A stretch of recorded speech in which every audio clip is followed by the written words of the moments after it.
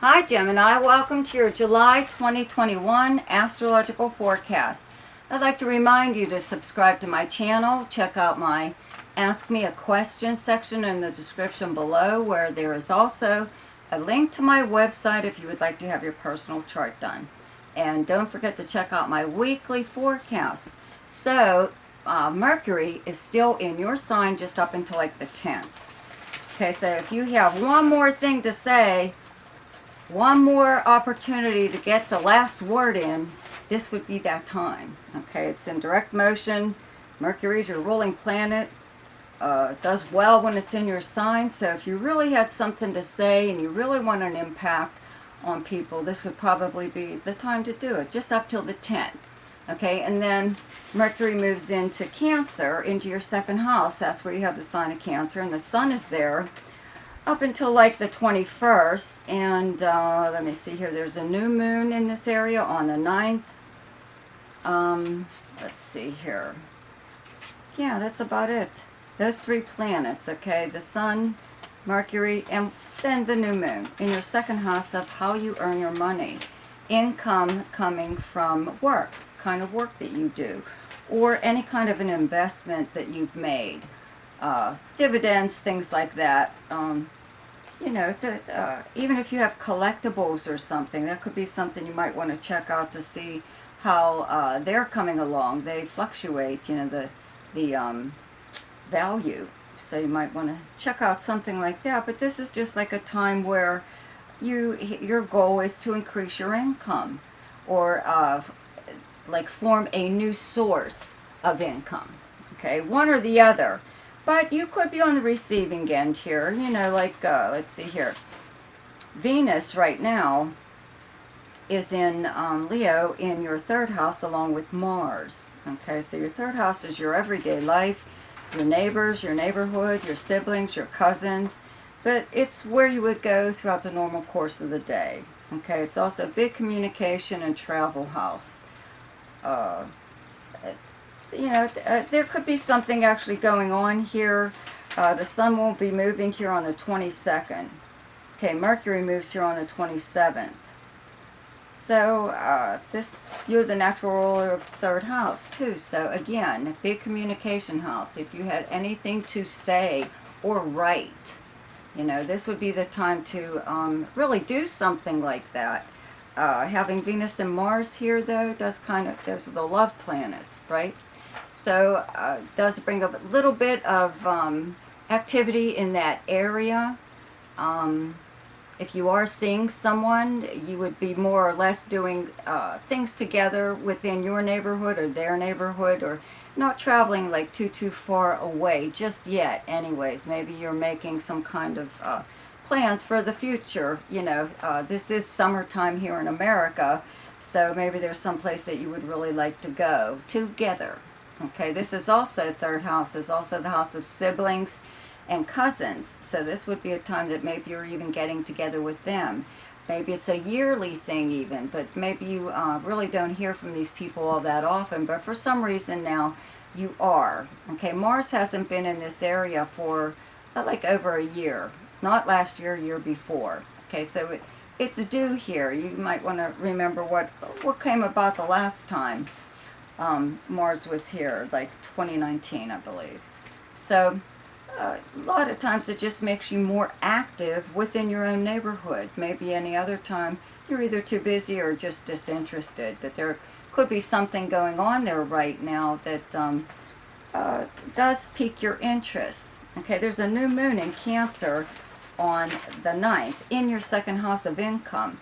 So that could be where this is going. Maybe you are trying to form some kind of maybe business or arrangement of some kind, or you're doing something in order to create some kind of income.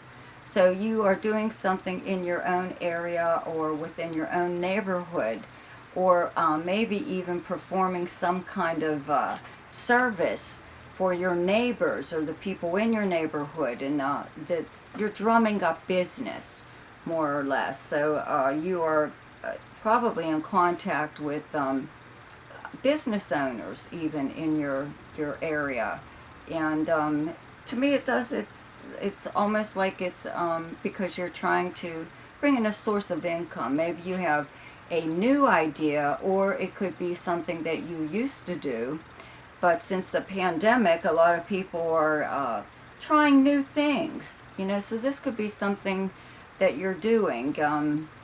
Even if you become like some kind of vendor or whatever, you know, it's a living, right? It's another form of income. So here, let me see. Okay, well, when the sun moves here on the 22nd, things like really pick up when they move into Leo. Okay, Mercury here from the 27th on. That's when I would have to say you would have an awful lot of conversations with people, a lot more mail, regular postal mail, email, any kind of communication. But not that it's good or bad, it's just that there's a full moon on the 23rd in the sign of Aquarius, and where you have Aquarius in your chart is your 9th house. It's directly across from your 3rd house. These are both big communication houses, but the 9th is long distance communication and long distance travel. At this time, you may get some kind of long distance phone call. Could be even from someone in another country. 9th house is also foreign anything, foreign people, foreign countries. And it's something that what full moons do is bring things to the surface where they can be dealt with, and then you don't have to worry about them again. So there could be something going on in your life, but it's at a distance. It's possibly relatives, something going on with relatives, or it could be maybe a legal matter of some kind or other, but it's not right where you are. So you might have to stop whatever it is that you're doing in order to take care of something that's going on in another part of the world. Okay, it's a little bit of a crisis, but not really. But it's something, it's probably not the first time you've had to take care of it either. So now you're like, this is it. I'm done. And whatever it is that you're going to do, it's final. So this issue or whatever never ever comes up again. Okay, that's what full moons are for. So let's see here. Well, Venus does move into Virgo on the 29th, and Mars moves into Virgo. No, I'm sorry, Venus moves into Virgo on the 21st. Mars moves into Virgo on the 29th, where you have Virgo in your chart is your 4th house of your home and personal life, your family, the people you live with or don't live with. You know, if it's not family, it could be a roommate or you just live alone, but it's your actual home and the property surrounding it, or if you live in an apartment or anywhere. It's your childhood, though, your past, how you were raised even. Okay, so it's your past, pretty much. A lot of times people from your past come around at this time, due to the fact that you had planets in your 3rd house of Leo, because 3rd house is also school like grade school, middle school, or junior high, as we used to call it, but now all of a sudden it's called middle school, and high school. So you could be hearing from people that you used to go to school with. I don't think it's any kind of reunion thing unless you're due for a reunion year, you know, something like that coming up. But again, these are the love planets, romance planets, Venus and Mars together in Virgo in your 4th house. Okay, so if you weren't having romantic times before, you might just have them now. If you're married and maybe things got a little dull, they probably won't stay that way for very long with these planets here. If that's not the case, you and whomever it is that you live with, a spouse or even a roommate, could get to work on some kind of physical project that you are doing to wherever it is that you live. That's what Mars does. It's a physical planet, gives you a burst of energy wherever it is transiting. So because it's in your house of your home, a lot of times people do big kind of remodel things. You know, they don't just paint the walls or buy new curtains. You know, they do some really pretty big jobs. And having Venus here, it's to beautify the place. So something like that could actually be going on right now in your personal life or in your home. Okay, now I have to mention that Jupiter was in Pisces very briefly, and it is still in retrograde motion, but it does fall back finally into Aquarius again on the 28th. Where you have Aquarius in your chart is your 9th house. Jupiter was here transiting alongside Saturn that whole time until it briefly moved away, so you may have gotten a taste of what it's like to just have Saturn in your 9th house. With Jupiter here, it acts as a buffer area, so you didn't get like the full effect of that Saturn transit. But now you did for just a few months. Maybe you can kind of see, you know, get an idea of what it's like for you. It's not like a very big deal, actually. I would have to say that maybe you just have a big difference of opinion with a lot of important people maybe in your life. Could be in-laws, could be family, or even co-workers, even an employer. But that's, you know, it's not like a very big deal. You know, also any kind of travel that you were trying to do maybe, especially a lot of times, well, now that Jupiter's here, it does kind of have it in a way denote travel. Okay, Jupiter is the natural ruler of the 9th house, and this is usually long distance or foreign travel.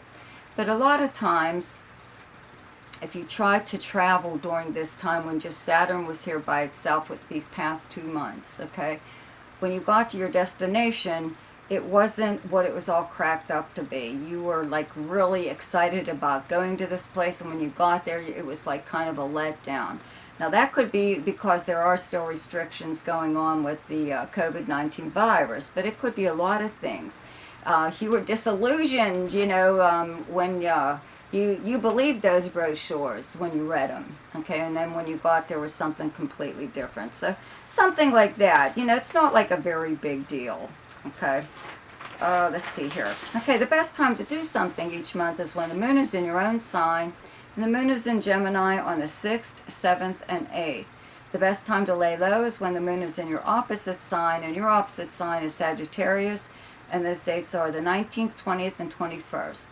The best time for romance, recreation, creativity, fun, any kind of speculation or gambling, and anything to do with children is the 1st, 2nd, 3rd, 15th, 16th, 17th, 28th, 29th, and 30th. The best time for money is the 8th, 9th, 10th, 21st, 22nd, and 23rd.